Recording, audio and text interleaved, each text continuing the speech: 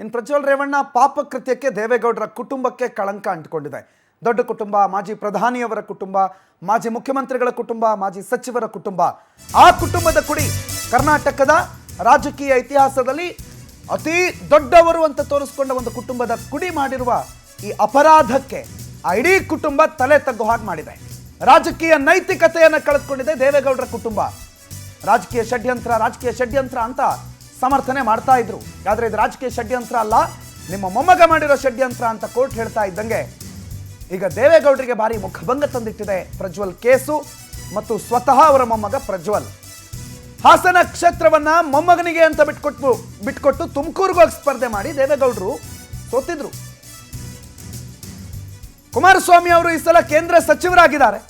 But ನೈತಿಕತೆ ಅನ್ನೋ ಪ್ರಶ್ನೆ ಬಂದಾಗ ತಮ್ಮ ಮನೆಯ ಮಗ, ತಮ್ಮ ಕುಡಿ, ಎಲ್ಲಕ್ಕಿಂತ ಹೆಚ್ಚಾಗಿ ಅವನೇನು ಮಾಡೇ ಇಲ್ಲ ರಾಜಕೀಯ ಷಡ್ಯಂತ್ರ ಅಂತಂದವರು ಈಗೇನು ಉತ್ತರ ಕೊಡ್ತಾರೆ?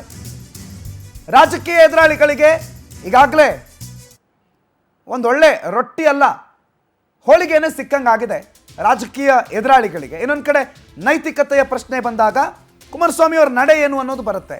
ಇನ್ನು ಬಿಜೆಪಿ ಮತ್ತು JDSನ ಮೈತ್ರಿ ಅಂತ ವಿಚಾರ ಬಂದಾಗ ಬಿಜೆಪಿಯ ನಿಲುವೇನು?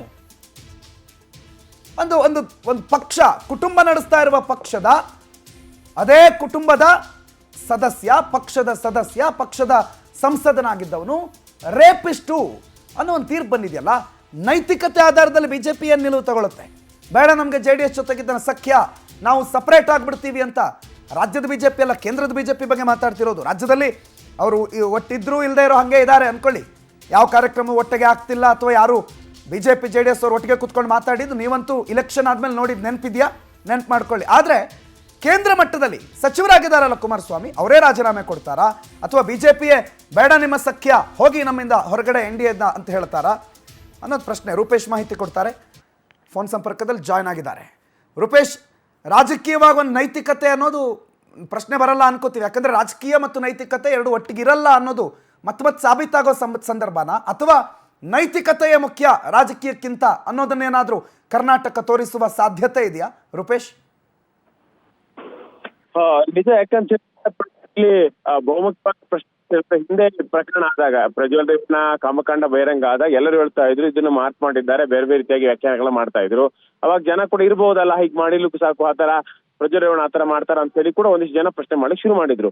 ಇದೀಗ ಸ್ಪಷ್ಟವಾಗಿ ಗೊತ್ತಾಗ್ತಾ ಇದೆ, ಪ್ರಜ್ವಲ್ ರೇವಣ್ಣ ಅವರಿಗೆ 2 ಜೀವಾವಧಿ ಶಿಕ್ಷೆ ಪ್ರಕಟ ಆಗಿದೆ. ಅದೇ ರೀತಿಯಾಗಿ ಪ್ರಜ್ವಲ್ ರೇವಣ್ಣ ಸಂಬಂಧಪಟ್ಟಂತೆ ಎಲ್ಲಾ ರೀತಿಯಾಗಿರ್ತಕ್ಕಂಥ ಅಪರಾಧ ಕೃತ್ಯಕ್ಕೆ ಸಾಕ್ಷಿಗಳು ಸಿಕ್ಕಿ ಕೋರ್ಟ್ ಕೂಡ ಆದೇಶ ಮಾಡಿದೆ. ಇದೀಗ ಸದ್ಯಕ್ಕಿರ್ತಕ್ಕಂಥ ಪ್ರಶ್ನೆಗಳಂದ್ರೆ ರಾಜಕೀಯವಾಗಿ ನೈತಿಕತೆಯ ಪ್ರಶ್ನೆಗಳನ್ನ ಸಹಜವಾಗಿ ಕೇಳಿಕ್ ಶುರು ಮಾಡಿದ್ದಾರೆ. ವಿಪಕ್ಷಗಳು ಕೂಡ ಇದನ್ನೇ ಅಸ್ತ್ರ ಮಾಡ್ಕೊಳ್ಳುವಂತ ಸಾಧ್ಯತೆ ಕೂಡ ಇದೆ.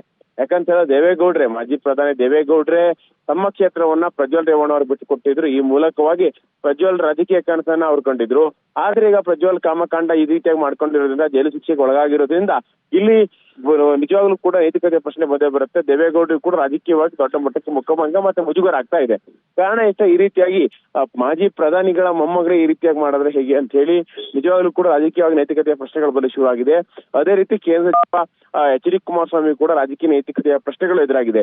ಈಗ ಕೇಂದ್ರ ಸಚಿವರಾಗಿದ್ದಾರೆ. ಸದ್ಯಕ್ಕೆ ಮೈತ್ರಿಕೂಟದ ಅವ್ರಿಗೆ ಕೂಡ ಆಗಷ್ಟು ಬೆಂಬಲ ಕೂಡ ಸಿಗ್ತಾ ಇದೆ. ಆದ್ರೆ ಈ ಪ್ರಕರಣ ಆದ ಮೇಲೆ ಮತ್ತಷ್ಟು ರಾಜಕೀಯವಾಗಿ ಹಿನ್ನಡೆ ಆಗುವ ಸಾಧ್ಯತೆಗಳು ಕೂಡ ಇರುತ್ತೆ.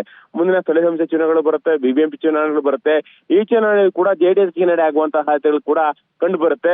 ಯಾಕಂತ ಹೇಳಿದ್ರೆ ಈ ರೀತಿಯಾಗಿ JDS ಪಕ್ಷದ ಪ್ರಭಾವಿ ಸಂಸದರಾಗಿದ್ದಂತಹ ಪ್ರಜ್ವಲ್ ರೇವಣ್ಣ ಈ ರೀತಿಯಾಗಿ ಮಾಡಿರ್ತಕ್ಕಂಥದ್ದು. ಅದಾದ ಬಳಿಕವಾಗಿ ಯುವ ನಾಯಕ ಕೂಡ ಇತ್ತು. ಈ ಘಟನೆಯಿಂದ JDS ಕೂಡ ಹಿನ್ನಡೆ ಆಗಿದೆ. ಎಸ್, ಥ್ಯಾಂಕ್ ಯು ರೂಪೇಶ್ ಮಾಹಿತಿಗೆ.